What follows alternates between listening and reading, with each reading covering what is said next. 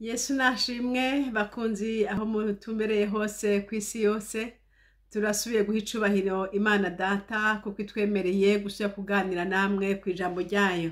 Reka dusubire twishire mu maboko y'Imana. Urakoze mukunzi wacu mwiza kuko utugiriye neza utwemereye kongera guhura na bene Data kugira ngo tuganire ku majambo yawe. Duhaye kaze mpwemu yera adufashe aturongore kandi adushoboze. Co twanse n'ibikorwa byose bya Satani aho byoturuka hose mu izina rya Yesu.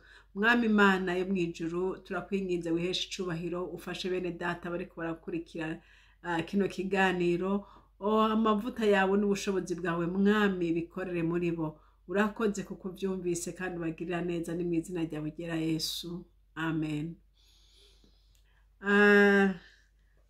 Bene Data ndasubiye gushima Imana kuko itugiriye neza kandi muri kano kanya turizigira ko umwami Yesu afise ibindi byo kutugaburira kuko n'umutunzi. Haleluya. Numva ndiko ndafashwa cyane ku majambo y'Imana yo mu gitabo ca Luka.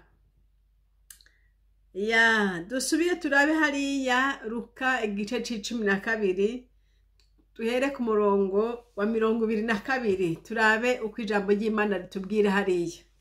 Ngo abwira abigishwa biwe ati nico gituma ndababwira nti ntimukiganyire amagara yanyu kubyo muzorya canke umubiri wanyu kubyo muzokwambara, kuko amagara aruta ibyo kurya n'umubiri uruta imyambaro. Nimwitegereze ibikona ingene bitabiba, ntibishwabura, ntibigira ububiko canke ikigega, kandi Imana irabitunga. Erega mwebwe muruta inyoni cane. Haleluya. Ninde muri mwebwe kubw'amaganya yiwe yoshobora kongereza igihe na gitoya ku minsi y'ukubaho kwiwe? Ninde? Nuko ko mudashobora rero gukora igito gose, niki gituma mwiganyira ibindi? Nimwitegereze amashugwe ingene akura, ntiyirirwa araruha, ntajisha impuzu. Ariko ndababwire na Salomo mu bwiza bwiwe bwose ntiyarashajije na rimwe muri ayo. None Imana ko yambika ivyatsi byo ku misozi cyo biriho ubu munsi, ariko nk'ejo bigatererwa mu ziko, mbega ntizorushizaho kubambika mwebwe abo kwizera gukemwe? Kandi ntimukitwararike ivyo murya n'ivyo munywa, ntimukiganyire, kuko ivyo vyose abanyamahanga bo mw'isi ari byo bitwararika. Ariko so arazi ko mukena. Ariko mwitwararike ubwami bwiwe, ibisigaye muzovyongerwa. Yemwe mwabusho buto ntimutinye, kuko so bimuhimbara kubaha ubwami. Mugurisha ibyo mufise, mutange ibiguzi byabyo ku buntu. Mwibaririre imifuko idashira, mwirundanirize ubutunzi budashira mw'ijuru, ahategerwa n'igisuma atani inyenzi zonona.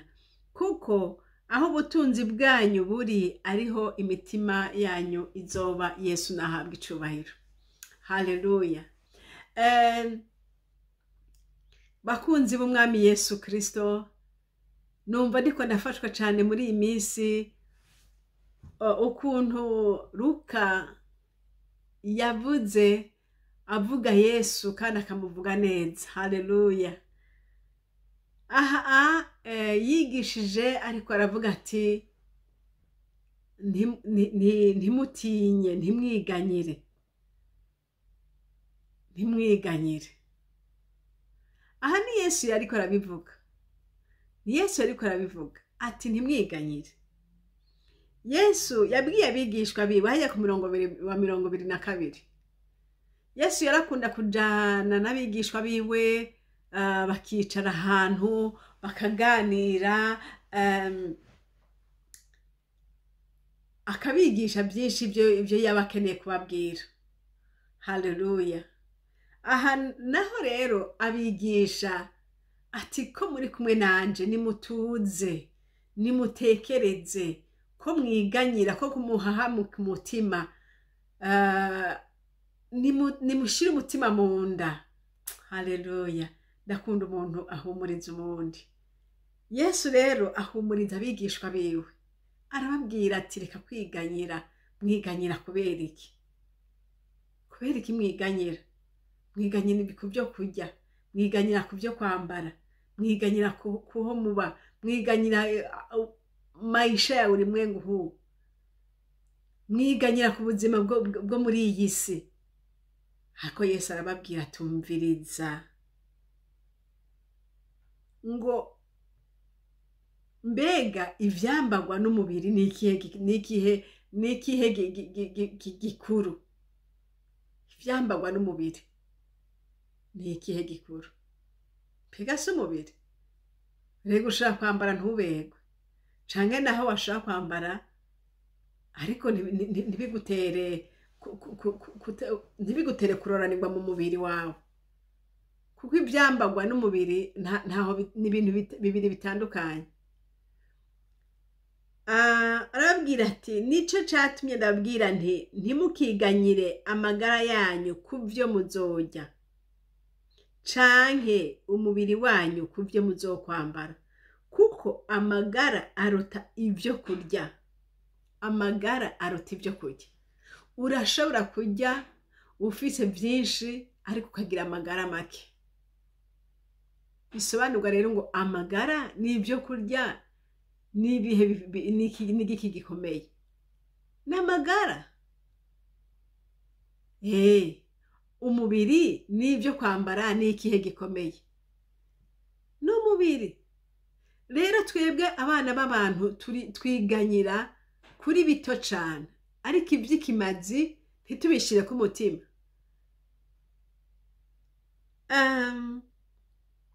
Yesu ashishikara kubabwira ngo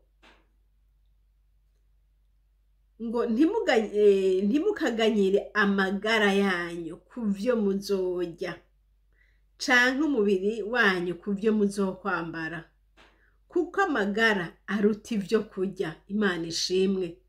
N'umubiri uruta imyambaro. Amagara aruta ivyo kurya, n'umubiri uruta imyambaro. Nimwitegereze ibikona ingene bitabiba ntibishwabure, nta bubiko bwe, nta bigega bigira, ariko Imana irabitunga. Akaca avuga ati erega mwoho muruta utunyoni cane. Haleluya. Ibi tubona nibitwigishe, niba Imana itunga ibikona, Imana igatunga ibi byose tubona. Ntibirima ariko bibayeho kandi birarya. Ivyo navyo ngo Imana irabitunga, ariko ngo tweho turuta utunyoni twinshi. Imana ishimwe.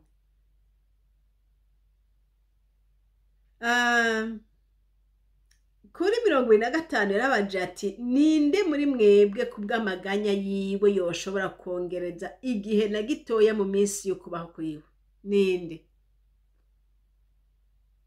Kubwo kwiganyira kwawe nikihe washoboye kwishikanako? Mbega warashoboye kwiyongerereza umunsi wo kubaho kwawe? Ko wama wiganyira. Mbega hari ico vyahinduye mu kubaho kwawe? Umve ndakubarire, garuka mwene data, garukana ivyizigiro vyawe kuri Kristo Yesu. Garukana ivyizigiro vyawe kuri Kristo. Aho honyene niho hari ubuzima. Yesu yabivuze ati mwebwe mwiganyira ku vyo kurya, ariko nta na rimwe muriganyira ku vy'umubiri. Mubire amagara meza, kubaho neza, kuba umuntu avyuka akomeye, kuba umuntu ashobora kuramba, kuba umuntu ashobora kugira amagara meza. Ivyo tubihabwa na Data wa twese, ntitubihabwa n'ivyo kurya turya. Hariho abarya ivyo kurya binoboye ariko bari ku musego kandi bagwaye ingwara zintakira. Hari abandi barya ivyo kurya wabona kumengana birakengeretse, ariko babayeho kandi barakomeye. barakomeye, nibo bikorera n'imizigo, nibo bakora na biriya na biriya na biriya. Imana reka tuyireke, Imana yitwa Imana.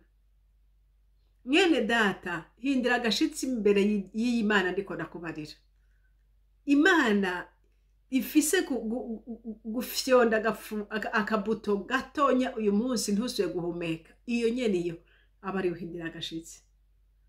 Iyo nyene iyo ugenda kuryama utazi ko buca ukabona burakeye, buvyuka ushima Imana.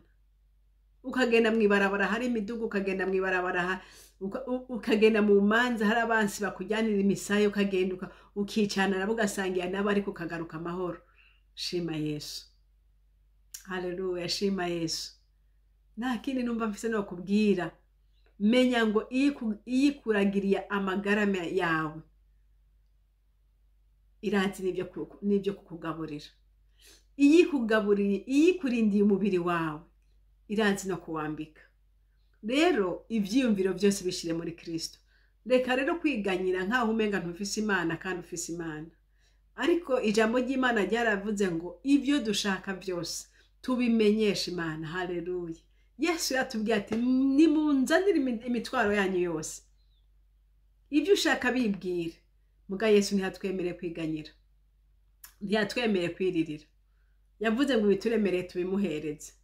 Nawe mucuti yanje ubimuhereze. Ibyo bikugoye bimuhereze Yesu. Haleluya. Niwe wenyene yemeye kwikorera imitwaro y'abantu.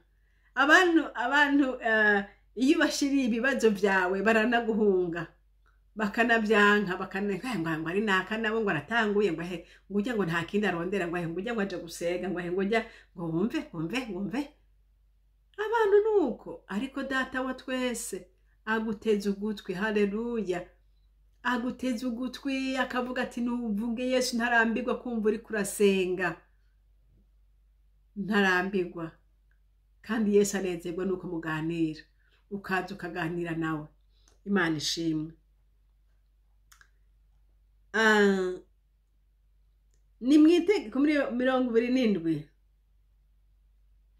26 ngo nuko ko mudashobora gukora na gito gose, niki gituma mwiganyira ibindi.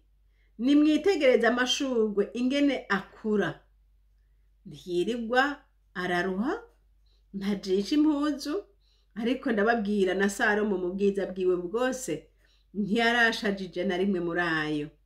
None Imana ko yambika ivyatsi byo ku misozi cyo ikavyambika, biriho uyu munsi ariko nk'ejo bigatererwa mu ziko, mbega ntizorushirizaho kubambika mwebwe abo kwizera gukemwe? Kandi ntimukitwararike ibyo kurya n'ibyo munywa, ntimukiganyire, kuko ibyo byose abanyamahanga bo mw'isi ari byo bitwararika, ariko so arazi ko mubikena. Haleluya. Tubonye irindi jambo rikomeye ngo heraba amashurwe. Kare yatubwiye utunyoni twirwa turabona tuyerera ngaho hanze, ariko ubu natweretse imisozi, ingene imisozi iraba ukabona irashajije, ugasanga harimo amashurwe meza y'ubwoko bwinshi. Ino hoho iburaya mu gihe cyo muci uravye ku misozi womenga n'umuntu yagiye guteraho amashurwe, usanga umusozi wuzuye kwa amashurwe kana ntawayateye, ariko habereye kuraba neza, habereye ahantu hose hari amashurwe, ahantu hose ukibaza uti Mana yanje.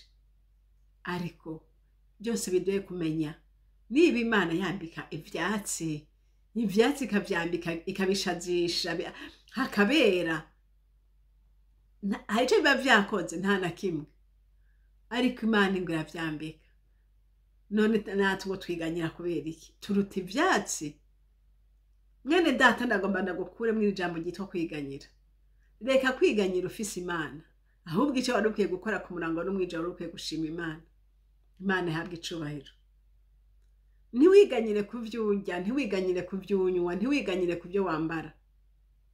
Yesu yatubwiye ijambo rikomeye cyane ngo ivyo abanyamahanga batazi Imana ivyo ni vyabo, abo bakwiye kwiganyira kuko ntibazi Imana. Abo ni bakwiye kwama bahangayika bahagaritse umutima bumva umenga batirukanze nta kintu gishobora kugenda.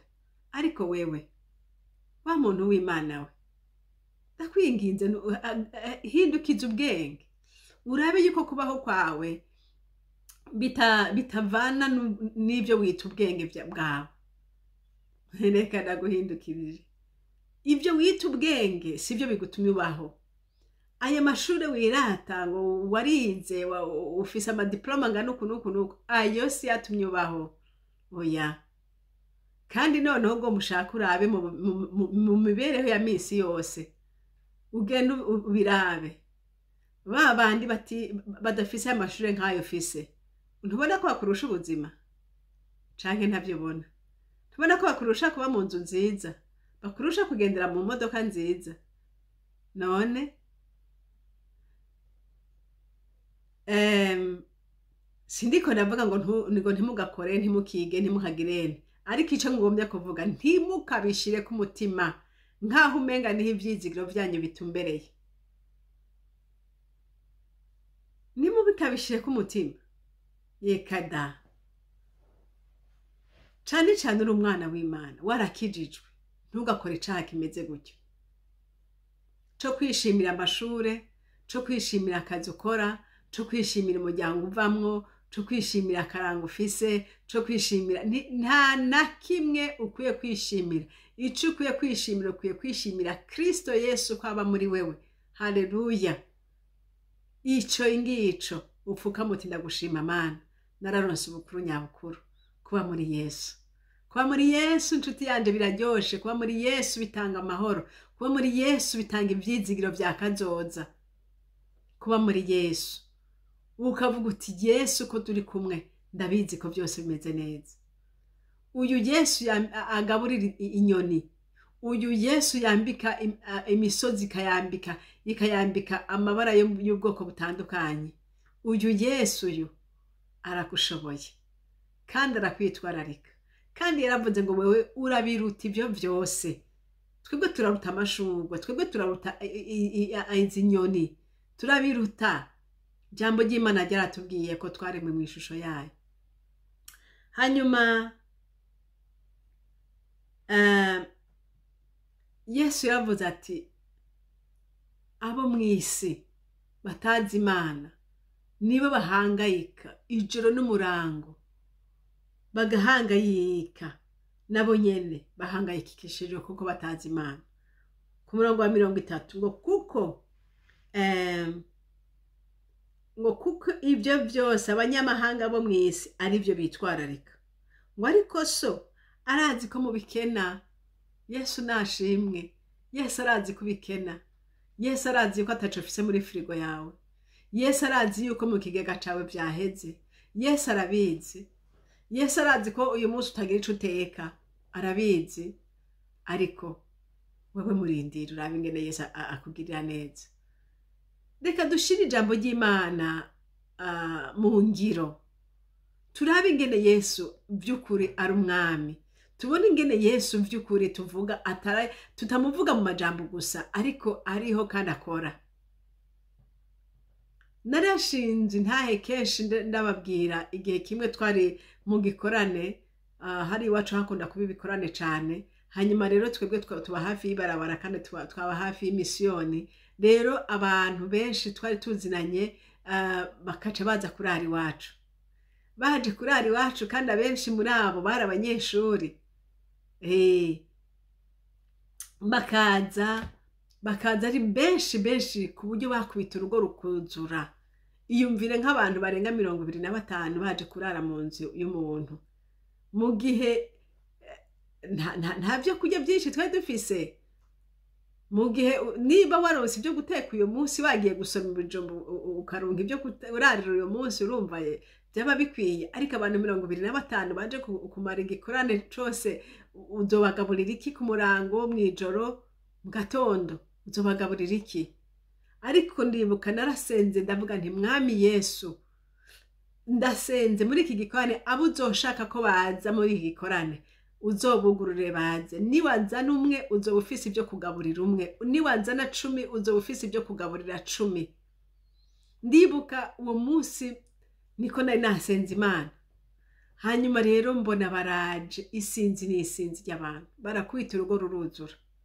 Muvyeyi mama aca ngo araza arambwiye ngo none ga mwana ngo aba bantu bose ngo tubagaburire iki, ngo barashonje bavuye kure, bamwe bari bavuye za Rutana, abandi za Gitega, abandi za Bujumbura, abandi za hehe za Ruyigi hariya, ewe gaye bose bakubita urugo ruruzura. Mama atangura kwibaza nk'umuvyeyi, kandi urumva nyene nuko yabwiza kubwibaza kuko yaramenye ati aba bantu barashonje bavuye kure, ariko akaraba mu nkono agasanga ntibikunda, n'abo bantu ntacyo twubagaburira, ntacyo dufise. Nca ndamubwira nti mama ntihumura jewe nabibwiye Yesu. Hanyuma rero nanje casubira mu cumba ndasenga nti mwami Yesu wabibonye, ndagushima uko bangana, ndagushima ko ufise ibyo kurya bibakwiriye, ariko sinabona ngo biva hehe kandi bija hehe, ariko ndasenga uko nyene gusa. Niho rero nanza numva nyene imodoka iraklaksonye. Jewe rero nkibaza ngo nabandi bashitsi baje, mbwira babashitsi bari bamaze gushika muhira, baca baragenda ntigenda mwakire bene data bandi bariko hariya ku muduga bariko baraklaksona. Bagiye basanga ni imodoka genre Stut canke ikamyonete yari yuzuye ibyo kurya bene data. Abo bantu nyene, abo bashitsi nyene nibo babiteruye, baterura imifuko y'imyumbati, nibo baterura imifuko y'ibiharage, nibo baterura imifuko y'amafu, nibo baterura imifuko amavuta, ibipfuye byose, bya bindi mu byose umenye umuntu akenera. Haleluya, ndakunda uyo mwami Yesu. Nibo babiteruye barabizana. Aho yarinde yari umuntu nyene w'inshuti yacu ngo yaraje ko turamutsa, ariko ni Imana yari imurungitse. Haleluya, ni Imana yari imurungitse, imurungikanye ibyo bintu twari dukeneye. Rero ndagomba kubwira ntukiganyire, niba ufise Yesu Kristo ntukiganyire, icyo ukora senga kandi wizere. Usenge kandi wizere, utuze uvuga uti ndaguhimbaza mwami wanje kuko wumvise ugusenga. Rero niri jambo ngo ntimukiganyire mwene data, ntukiganyire ku byo kurya, ntukiganyire ku byo kwambara. Ubonye byaguheranye bwira Yesu, kandi Yesu arabifise. Haleluya. Ku murongo wa 31 yaravuze ijambo rikomeye ngo ariko yatubuje kwiganyira ku byo kurya, ngo ibyo ni iby'abanyamahanga batazi Imana. Ariko aca tubwira iri jambo rikomeye ngo ariko mwitwaririke iby'ubwami bw'Imana. Haleluya. Ibyo ngibyo Yesu yadusabye kubyitwararika cane. Bitwararika gute iby'ubwami bw'Imana gabeneda? Bavyitwararika gute? Ubwami bw'Imana barabukorera. Hariho umuntu yavuze ngo tuzogenda mwijuru ngo kubw'ubuntu. Niwisinzire ngo tuzogenda kubw'ubuntu. Oya, urabukorera. Niba ijambo ry'Imana ryambwiye ngo nitwararike iby'ubwami bw'Imana, ni ukuvuga ngo hari icyo nkwiye gukora. Nkasenga, ngasoma ijambo ry'Imana, nkagenda uko ijambo ry'Imana rimbwira, nkagenda nkabwira abandi bya Yesu, nkagenda gashinga intahe abandi bakaza kuri Yesu nawe bakamwizera. Aho mba ndiko nakorera iby'ubwami bw'Imana. Ariko Satani mubi akubwira ngo weka iby'ubwami bw'Imana banza ushire hasi, ahubwo banza urondera amafaranga. Sawa, uzoyarondera, ariko birashoboka no kuyabona ukayabona, kandi inzu warondera ukayubaka, imodoka warondera ukayigura. Ariko ndakubwiza ukuri, nimba Imana data wa twese itashizemwo ukuboko kwayo, umunsi umwe izotuma umuyaga uyigurure, umunsi umwe iyo modoka izogenda mwibarabara ntigaruke, niba data wa twese atashizemwo ku mukono wayo.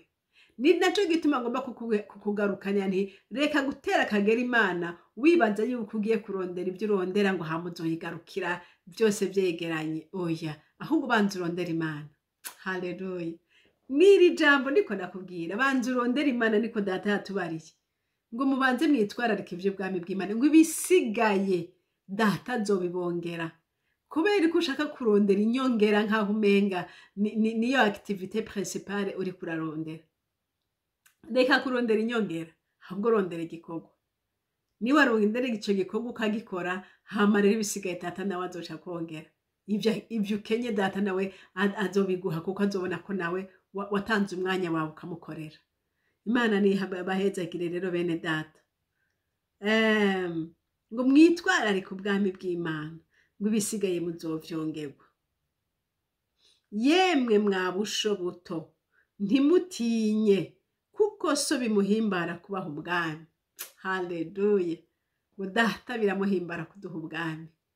Uyu munsi wewe nanje turiko turahangayika muri iyi si ariko hasi wacu. Ubwami bwacu n'ubwami bwo mwijuru. N'ubwami bwo kwa data.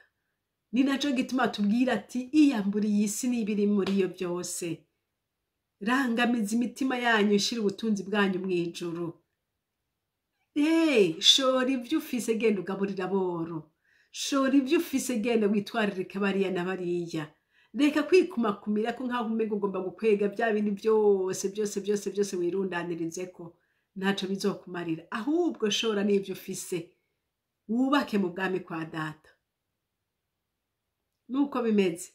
Abana b'ubwami dukwiye kubaka mu bwami kwa data.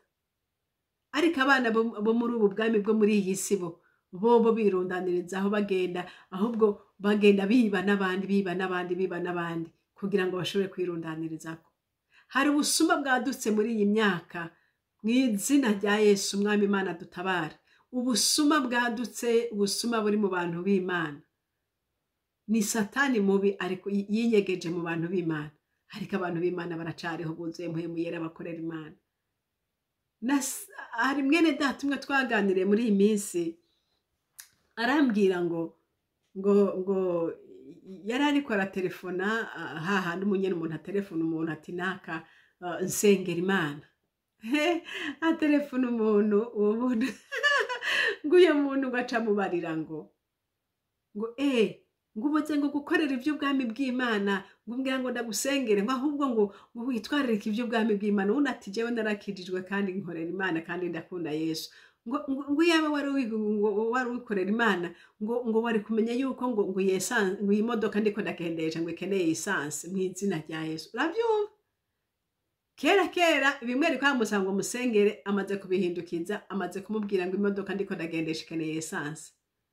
Ngo ahango ngiye kurango suza abantu mu bitaro ngo ngiye kugira gute ngo aho kuyumviriye ngo chaque mois ngo urungike ngo $200 ngo hari abashonje hari abagize gute hari uranyumva mwene da arondere $200 ahora murungikira chaque mois kugira ngo ashira abantu mu bitaro. Uranyumva ubwo bubeshi ninde yamubariye ko azobashira mu bitaro? Mbega izo $200 muri famiye yiwe ntabafise bagwaye ntabafise bashonje. Abantu muri iyi myaka hari ubusuma butagira uko bwitwa bariko bariba abantu bakakubarira ngo rungika ngo ngiye gufasha imfuvyi ngo rungika ngo mfise mbega wewe ntabufise babi mu ngorane nk'izo muhiri wanyu ntaye bakeneye. Reka abo bantu nyene bakubarira ngo urumva ngo ijambo ry'Imana rivuga ngo nari ngwaye ntimwaja kundaba nari nshonje ntimwangaburira. Undi ati none ko mpora ndayarungika muri famiye rega no muri famiye barahari ngo ya ivyo muri famiye ngo ni bya famiye ngo mugabo ngo ibibindi ngo umuntu ataca mupfana ngo nico Imana yandika. Mwibaze Yesu yarabwiye abafarisayo ati mwanjyajyamwe mubwira abantu ngo batange imperezwa batange ibigira 10 batange ibikingo ariko ntibafasha abavyeyi babo. Abavyeyi babo bagice bo basaba kama ngo ico nari kugufashisha ngo ngo nagitanze mwisengero ngo mbega ntiwo banza bagakora ici jambo ry'Imana rivuga hanyuma bisigaye mukabikora. Kwijambo ry'Imana rivuga ngo mwubahe so na nyoko mufasha bo mu nzi zanyu nimwo banza mugakora ivyo hanyuma bisigaye mukazobikora mugabe ivyo mwabikoze. ariko uyu munsi satani ariko arakoresha abantu bitwa ngo n'abantu b'Imana ngo bariko barakora data wanje ngo ibintu ngo byo gufasha imfuvyi ngo byo gufasha abaki naho babesha wagenda ugasanga bamaze kwiyekipa bikwiye wagenda ugasanga ubuzima bwabo bwarahindutse kubera ayo mafaranga bariko barakira babesha ngo bagiye gufashisha abashonje. Data dutabare, tube maso bene data, tube maso. Simvuze ngo mureke gufasha abagwaye, simvuze ngo mureke gufasha abashonje, bafashe mugabo brabo we wafashije nde, wamuhaye hehe, wamubonye nayebo bakubarenga urungike ngo $200 par mois, wewe urungike na nakarungike usange mu kwezi afise amafaranga arengako. Uyo muntu azoreka kwama ariko aravugira ivyo bintu kandi ntazosaba kuvugira Yesu. Oya, ururimi zoca ruhinduka.